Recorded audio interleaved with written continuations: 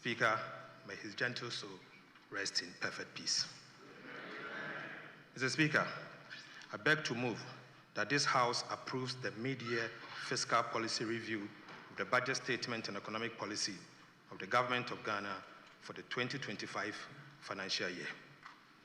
Right Honorable Speaker, I'm back to the House today with deep sense of duty and optimism to present the mid-year fiscal policy review of the 2025 budget statement and economic policy of government on behalf of His Excellency President John Dramani Mahama. Mr. Speaker, this presentation is in line with Section 28 of the Public Financial Management Act 2016, Act 921. Mr. Speaker, I respectfully request the entire mid-year fiscal policy review to be captured in the Hansard while I present the highlight. Mr. Speaker, this review is more than a fiscal update. It is an account of what we inherited and the positive results of our stewardship in the last 198 days.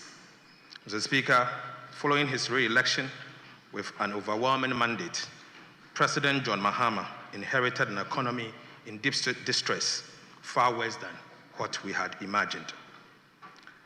The economy was marked by large imbalance with huge MDA arrests, massive debt, weakened institutions, and heightened public anxiety. Since 2023, the debt in the cocoa and energy sector had in particular posed significant fiscal risk to the Ghanaian economy. The Ghanaian private sector and the business community looked on in despair. Public trust was completely eroded. The national spirit was broken, and the foundation of our economy had sunk even deeper. Mr. Speaker, the budget deficit had ballooned because of reckless commitment and wasteful spending. The indebtedness of the government had culminated into state insolvency. The impaired balance sheet paralyzed almost every single state enterprise. High cost of living and inflation impoverished large segments of the population, eroding the real value of their income and savings. Right Honorable Speaker, the mismanagement of our public finances by the previous administration led to a devastating haircut through the DDEP, which denied pensioners and middle class their lifetime savings, their livelihood, and in fact, their dignity. Mr. Speaker, Eurobond holders also suffered painful haircuts, severely affecting Ghanaian businesses and financial institutions. Soaring interest rates crowded out essential spending on education, health, and infrastructure. Right Honorable Speaker, the Ghana cedi depreciated against all major currencies to levels never seen before, making it the worst performing currency in the world. Public sector corruption reached an all-time peak. As President Mahama said, the whole of Ghana was indeed a crime scene. Mr. Speaker, investor confidence waned considerably, significantly reducing investment inflows. The public debt reached unsustainable levels. The unemployment situation worsened, which made it difficult for Ghanaians to find decent jobs. Many micro, small, and medium enterprises collapsed under the weight of economic mismanagement. Right Honorable Speaker, to compound all this, the country suffered credit rating downgrades by all three major credit rating agencies, placing Ghana firmly in default or junk territory, never seen in the history of Ghana.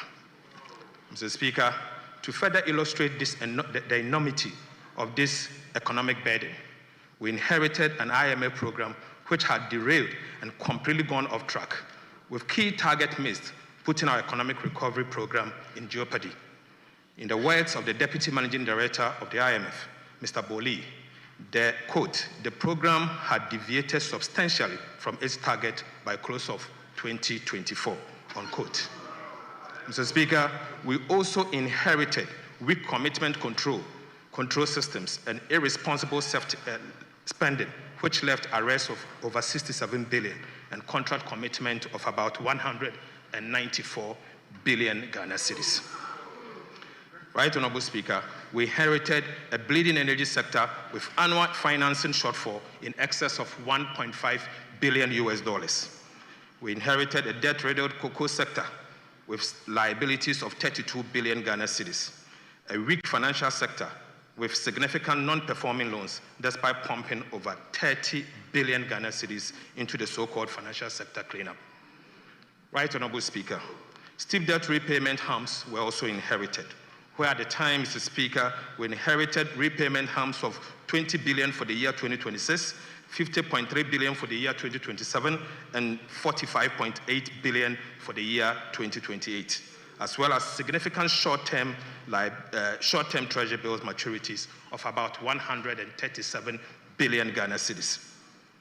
Mr. Speaker, we inherited depleted buffers needed to cushion the country from any fiscal or external shocks with empty sinking fund. And Mr. Speaker, we inherited stored projects, about 55 of them tied to bilateral debt restructuring, with about $3 billion in undisbursed loans. Mr. Speaker, the root of our 2022 economic crisis can be traced directly to an overbearing fiscal dominance, marked by reckless spending and corruption, compounded by poor leadership of the previous NPP administration. Mr. Speaker, the worsened fiscal situation spilled over into the monetary and external sector, causing a rapid depreciation of the Ghana cedis.